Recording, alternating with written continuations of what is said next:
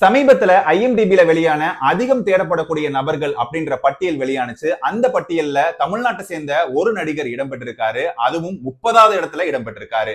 அது யார் அப்படின்னு உங்க எல்லாருக்கும் தெரியும். அவர்தான் நம்ம சூப்பர் ஸ்டார் ரஜினிகாந்த். கிடையாது. அப்புறம் யாரு? அப்போ நம்ம உலக நாயகன் கமல்ஹாசன் அப்படின்னு நீங்க நினைப்பீங்க. அவரும் கிடையாது. அப்போ வேற யாரா இருக்கும்?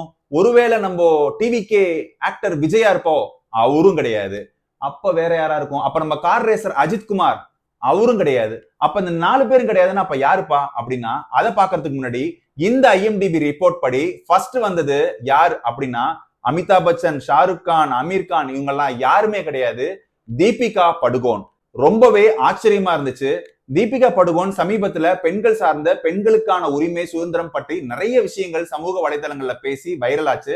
அது மட்டும் இல்லாம பாலிவுட்ல ஹிந்தி நடிகர்களுக்கு சரிசமமா நடிகைகளும் சம்பளம் வாங்கணும் அப்படிங்கறத ஒரு ஓப்பன் டாக்கா பேசினாங்க. இதெல்லாம் தான் தீபிகா படுகோனை அதிகம் தேடப்படக்கூடிய ஒரு நடிகையா பார்க்கப்பட்டுச்சு. சரி, நம்ம மேட்ருக்கு வருவோம். தமிழ்நாட்டை சேர்ந்த அந்த ஒற்றை நடிகர் யார் அப்படின்னா நம்ம நடிகர் தனுஷ். தனுஷ் அவர்கள் தமிழ் சினிமால இருந்து பாலிவுட்டுக்கு போய் பல சாதனைகளை படைச்சதுனால அவர் அதிகம் தேடப்படக்கூடிய ஒரு நபரா மாறியிருக்காரு.